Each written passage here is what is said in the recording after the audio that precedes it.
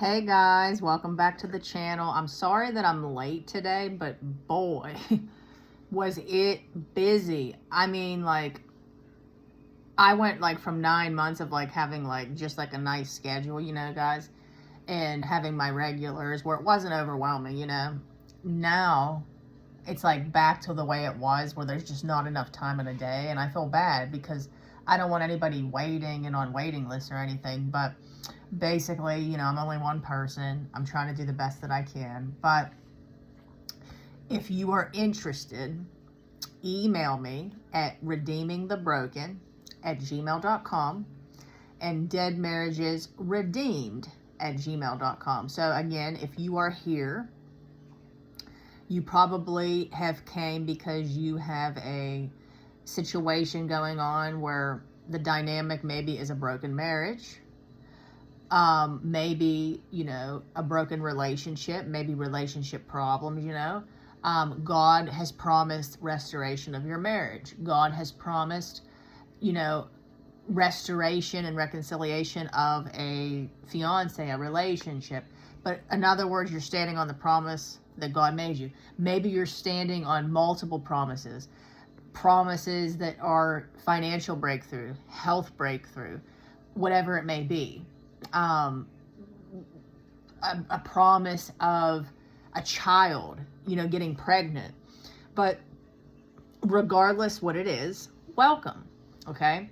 So the Lord has called me to help all of you. And again, like I said, if you've been here a while, I took 9 months off, so I wasn't even doing it other than my regular clients. And I just, was exhausted. But now I'm in a season where He has called me back, and there's so many new people, and I believe that it's so unfortunate, and I am so sorry about all that. But you're here, and you're not even going to recognize the new you that is being created. The old wineskin is turning into a new wineskin, and you aren't even going to recognize yourself. The clients I've been working with for a couple years, it's so crazy because if you ask them, they don't even recognize themselves. I don't recognize them. And it's amazing. I'm just the vessel, but I have been through a lot. And when I say a lot, I'm not exaggerating. If you've been here a while, if you followed the channel and you are a regular, that I went through 25 years worth of agony in a year to a 2-year period of time. And the devil tried to kill me. My body started shutting down. I almost died. And it is only the Lord, with people He sent the way, I'd like to shout out to my coach, that I am still here. That is it. So everything He has taught me, I am now using to help all of you. So again, if you are interested, you can email me. We also have 2 Facebook groups, Dead Marriages Redeemed and Redeeming the Broken. Come on over. We would love to have you. Okay, so like, share, comment, subscribe. It helps grow the channel and reach as many people as possible. So much appreciated, guys. Okay, so let's get into the question. So the question is, how do you deal with difficult in-laws? Oh, I love this question. So this called for a pistachio latte. Okay, so I don't ever drink caffeine late like this, but I'm pooped, I'm tired, I need to finish off the day strong, I have schedules to make, all kinds of stuff. So this question was good, okay? So I made myself a pistachio latte. So let's get into it. Well, that, you may ask, is very difficult. So my in-laws were and still are very difficult. God bless every hair on their head, but very difficult. They enabled a lot of behavior, and there would be evidence, literally evidence, proving my innocence, proving that I was right, okay? He was wrong, and things that a lot of people would not put up with, especially if it was reversed. What happened, however? I was always the one that was wrong. This is something that's common, and you have to understand, I don't agree with it. Not at all. But what you have to understand is if somebody's not a Christian, automatically, guys, they are going to side with their blood. Unfortunately, people are biased today.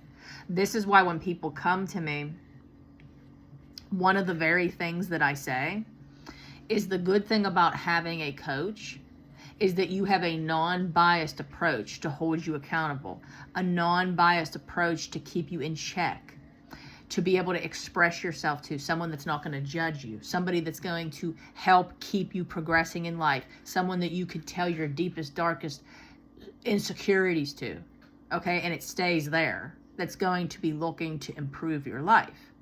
When you're going and you're telling your in-laws, your family, your husband, your wife, things that you're battling with, okay, or things that are bothering you, or insecurities that you have, they don't care. At the end of the day, people are biased, and most people don't want to be held accountable. And even Christians don't want to be held accountable. So we can't expect people, especially that don't follow Jesus, to even understand that, when the ones that follow Jesus still don't understand it. It takes a humble man. It takes a person who has been knocked down over and over again, and I was one of them, to shut your mouth, to be able to hold yourself accountable. And a lot of people don't do that today. They pick, like, a lot of people are very spiritually arrogant. I'll tell you that right now. A lot of people are spiritually arrogant. They think that their poop don't stink. They think they're better than people. It's just the way that it is. Like, I'm telling you right now, this is how people think. So when you're Jesus was a humble man. Of course, we're never going to compare it to a hair on Jesus's head, but that is something you need to process. So right off the bat, your in-laws are usually going to side with their child. They're biased. If they're not Christians, that's a given right there. They're going to side with their child. Even if they are a Christian, like Joyce Meyer used to say, just because they say they're a Christian doesn't mean anything. Just because you sit in a garage, it don't make you a car. I mean, it is what it is. There's a lot of people that say they're Christians, but they're poor representation, okay? If you have your nose up in the air and you think you're better than people, if you can't validate somebody else's feelings and have compassion that person's broken, what would Jesus do? I'm telling you right now. So, how do you handle it? Now that we understand why, how do you handle it? So you could have some compassion towards them because they don't have any understanding. It's not right, but you have some understanding to it. How do you handle it? Well, quit trying to defend yourself. You're not meant to. They ain't going to believe you anyway. Instead, what you need to be doing is working on you, letting God defend you, and working in the areas that you can. So what does that mean? So if you have the opportunity to hold your spouse accountable, file for child support, file for spousal support, you do it. You hold them accountable. You don't try to explain yourself to people that don't care anyway. And I'm only telling you that because of what it is. Now, if you're dealing with cases where they're trying to, like, hold the kid against you, or maybe they're saying nasty stuff, ignore them. One thing I'll tell you about this journey is we got to get thick skin. If you came into this journey sensitive, you're going to be strong. You're going to have that thick skin. Now, it's funny because most people just assume because I'm Italian that I'm like, and I throw my hands up when I talk and stuff, that I'm like this strong individual. Well, when I started this journey, I was very sensitive. Oh, the beat downs I got from the people I loved the most, that made me thick-skinned. Someone could say right now, you an ugly, ratchet girl. All right, thank you.